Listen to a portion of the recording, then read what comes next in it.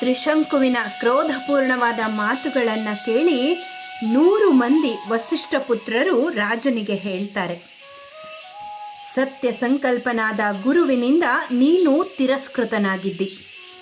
ನಿನ್ನ ಪ್ರಾರ್ಥನೆಯನ್ನು ವಸಿಷ್ಠರು ಅಶಕ್ಯ ಎಂದು ಹೇಳಿ ನಿರಾಕರಿಸಿರುತ್ತಾರೆ.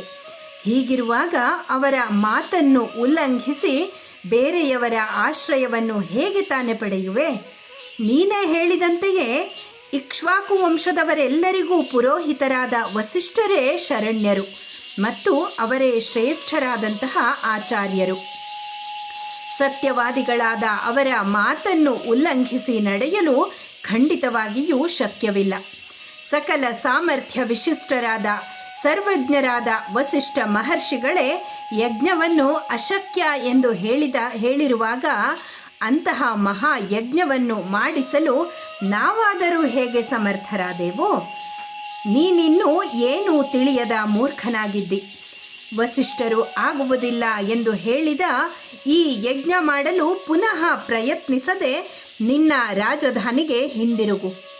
3 ಲೋಕಗಳಿಗೂ ಎಲ್ಲ ವಿಧವಾದ ಯಜ್ಞಗಳನ್ನು ಮಾಡಿಸಲು ಪೂಜ್ಯರಾದ ವಸಿಷ್ಠರು ಸಮರ್ಥರಾಗಿದ್ದಾರೆ. ಅಂತಹ ವಸಿಷ್ಠರೇ ಅಶಕ್ಯ ಎಂದು ಹೇಳಿರುವ ಮಹಾಯಜ್ಞವನ್ನು ನಿನ್ನಿಂದ ಮಾಡಿಸಿ ಅವರನ್ನು ಅವಮಾನಗೊಳಿಸಲು ನಮಗೆ ಹೇಗೆ ತಾನೇ ಸಾಧ್ಯವಾದೀತು? ಕೋಪದಿಂದ ಯುಕ್ತವಾದ ಅವರ ಬಿರುನುಡಿಗಳನ್ನು ಕೇಳಿದಂತಹ ತ್ರಿಶಂಕುವು ಪುನಃ ಹೇಳ್ತಾನೆ, ತಪೋಧನರೇ, ನಮ್ಮ ಕುಲ ಪುರೋಹಿತರಾದ ವಸಿಷ್ಠರು ನನ್ನ ಪ್ರಾರ್ಥನೆಯನ್ನು ನಿರಾಕರಿಸಿದರು. ಹಾಗೆಯೇ ಅವರ ಮಕ್ಕಳಾದ ನೀವು ಕೂಡ ನನ್ನ ಪ್ರಾರ್ಥನೆಯನ್ನು ನಿರಾಕರಿಸಿದ್ದೀರಿ. ನನ್ನ ಸಂಕಲ್ಪ ಸಿದ್ಧಿಗಾಗಿ ಬೇರೆಯ ಗುರುವಿನ ಆಶ್ರಯವನ್ನು ಪಡೆಯಲು ಹೋಗುವೆನು. ನಿಮ್ಮೆಲ್ಲರಿಗೂ ಮಂಗಲವಾಗಲಿ. ವಸಿಷ್ಠರನ್ನು ಬಿಟ್ಟು ಅನ್ಯ ಗುರುವಿನ ಆಶ್ರಯ ಪಡೆಯಲು ಹೋಗುವುದಾಗಿ ಹೇಳಿದ ಮಹಾಘೋರವಾದ ಅತ್ಯಂತ ಕಟುವಾದ ರಾಜನ ಮಾತನ್ನು ಕೇಳಿ ವಸಿಷ್ಠ ಪುತ್ರರು ಪರಮ ಕ್ರುದ್ಧರಾಗಿ ನಿನಗೆ ಚಂಡಾಲತ್ವವು ಬರಲಿ ಎಂದು ರಾಜನನ್ನು ಶಪಿಸಿ ತಮ್ಮ ಆಶ್ರಮಗಳಿಗೆ ತೆರಳಿಬಿಟ್ಟರು. ರಾತ್ರಿಯು ಕಳೆಯುತ್ತಿದ್ದಂತೆಯೇ ವಸಿಷ್ಠ ಪುತ್ರರ ಶಾಪದ ಪ್ರಭಾವದಿಂದಾಗಿ ರಾಜನಿಗೆ ಚಂಡಾಲತ್ವವು ಉಂಟಾಯಿತು. ಅವನು ಹುಟ್ಟಿದ್ದ ಪೀತಾಂಬರವು ನೀಲಾಂಬರವಾಯಿತು. ಚಂದ್ರನಂತೆ ಪರಿಶೋಭಿಸುತ್ತಿದ್ದ ತ್ರಿಶಂಕುವು ನೀಲ ಪುರುಷನಾದನು. ಸುಂದರ ಮುಖಾರವಿಂದವನು ಹೊಂದಿದ್ದವನು ಕ್ರೂರವಾದಂತಹ ಮುಖಭಾವ ಉಳ್ಳವನಾದ. ಅವನಿಗಿದ್ದ ದೀರ್ಘವಾದ ಕೇಶರಾಶಿಯು ಮೊಟಕಾಗಿ ಬಿಟ್ಟಿತು. ಸುಗಂಧ ದ್ರವ್ಯಗಳಿಂದ ಲೇಪಿತವಾಗಿದ್ದ ಶರೀರವು ಚಿತಾಭಸ್ಮದಿಂದ ಅನುಲೇಪಿತವಾಯಿತು. ಜಾಜಿ, ಕುಂದ, ಮಂದಾರಾದಿ ಕುಸುಮ ಮಾಲೆಗಳಿಂದ ಅಲಂಕೃತವಾಗಿದ್ದಂತಹ ತ್ರಿಶಂಕುವಿನ ಶರೀರವು ಚಿತೆಯ ಮೇಲೆ ಹಾಕುವ ರಕ್ತ ಪುಷ್ಪದ ಮಾಲೆಗಳಿಂದ ಭೀಕರವಾಯಿತು. ಸ್ವರ್ಣಮಯವಾದ ಅಂಗದ ಕೇಯೂರಾದಿಗಳೆಲ್ಲವೂ ಕಬ್ಬಿಣದ ಆಭರಣಗಳಾಗಿ ಬಿಟ್ಟವು. ಚಂಡಾಲ ರೂಪಿಯಾದ ತಮ್ಮ ರಾಜನನ್ನು ಕಂಡು ಅವನನ್ನು ಅನುಸರಿಸಿ ಹೋಗಿದ್ದ ಮಂತ್ರಿಗಳು ಮತ್ತು ಪಟ್ಟಣಿಗರು ಭೀತರಾಗಿ ಅವನನ್ನು ಬಿಟ್ಟು ಓಡಿ ಹೋದರು. ಆ ನಂತರ ಮಹಾಧೈರ್ಯಶಾಲಿಯಾದ ತ್ರಿಶಂಕು ಒಬ್ಬನೇ ಕಾರ್ಯಸಿದ್ಧಿಗಾಗಿ ಹಗಲಿರುಳು ದುಃಖದಿಂದ ಪರಿತಪಿಸುತ್ತಾ ಬಹಳ ದೂರ ನಡೆದು ಕಡೆಗೆ ವಿಶ್ವಾಮಿತ್ರರು ತಪಶ್ಚರಣೆ ಮಾಡುತ್ತಿದ್ದ ಆಶ್ರಮಕ್ಕೆ ಹೋದನು. ಉದ್ದಿಷ್ಟವಾದ ಯಾಗವನ್ನು ಮಾಡಿಸಲು ಗುರುವಿನ ಮತ್ತು ಗುರುಪುತ್ರರ ನಿರಾಕರಣೆ ಹಾಗೂ ಗುರುಪುತ್ರರ ಶಾಪ, ಈ ಎರಡರಿಂದ ರಾಜನು ಐಹಿಕ ಮುಷ್ಮಿಕ ಫಲಗಳೆರಡನ್ನೂ ಕಳೆದುಕೊಂಡಿದ್ದನು. ಈ ರೀತಿಯಲ್ಲಿ ಫಲಹೀನನಾಗಿದ್ದ ಚಂಡಾಲ ರೂಪಿಯಾಗಿದ್ದ ತ್ರಿಶಂಕು ರಾಜನನ್ನು ಕಂಡು ವಿಶ್ವಾಮಿತ್ರರು ಅವನ ವಿಷಯದಲ್ಲಿ ಕಾರುಣ್ಯವನ್ನು ಹೊಂದಿದರು. ಮಹಾ ತೇಜಸ್ವಿಗಳಾದ ಪರಮ ಧಾರ್ಮಿಕರಾದ ವಿಶ್ವಾಮಿತ್ರರು ನಿನಗೆ ಮಂಗಳವಾಗಲಿ ಎಂದು ಘೋರ ರೂಪಿಯಾಗಿದ್ದ ಆ ತ್ರಿಶಂಕುವಿಗೆ ಕರುಣೆಯಿಂದ ಹೇಳಿದರು.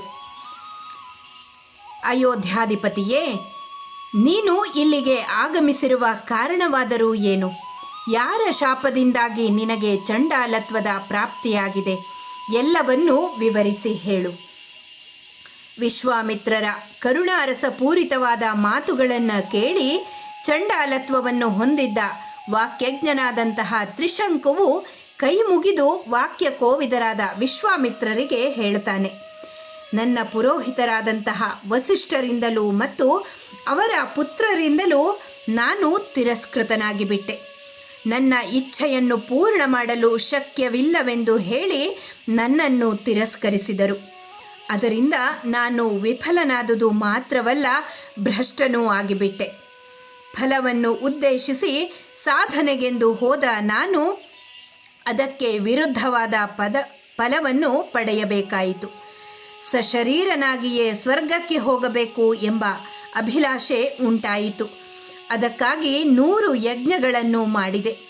ಆದರೆ 100 ಯಾಗಗಳನ್ನು ಮಾಡಿಯೂ ಫಲವನ್ನು ಪಡೆಯಲು ನನಗೆ ಸಾಧ್ಯವಾಗಲಿಲ್ಲ.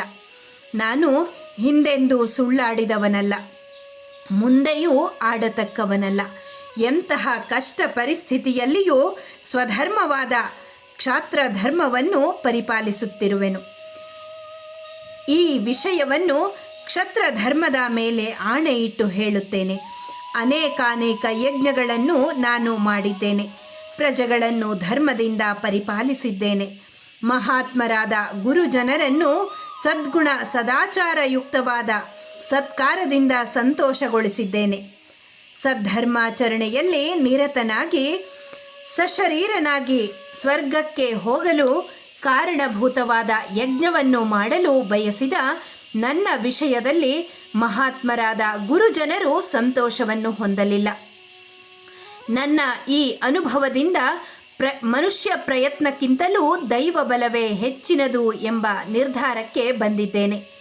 ಪುರುಷ ಪ್ರಯತ್ನವು ನಿರರ್ಥಕವಾದುದು. ದೈವದಿಂದಲೇ ಸಕಲ ಜಗತ್ತು ವ್ಯಾಪ್ತವಾಗಿರುವುದು. ಹಾಗಾಗಿ ಇಂದು ದೈವವೇ ನನಗೆ ದಿಕ್ಕಾಗಬೇಕು.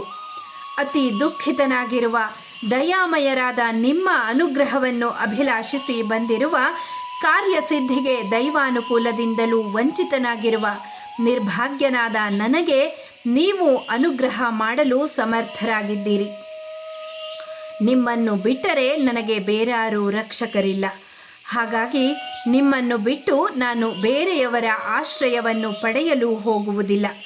ನಿಮ್ಮ ಪುರುಷ ಪ್ರಯತ್ನದಿಂದ ದೈವೋಪಹತವಾಗಿರುವ ನನ್ನ ದೌರ್ಭಾಗ್ಯವನ್ನು ಹೋಗಲಾಡಿಸಿ ಸೌಭಾಗ್ಯವನ್ನು ಉಂಟು ಮಾಡಲು ನೀವು ಸರ್ವಥಾ ಶಕ್ತರಾಗಿದ್ದೀರಿ.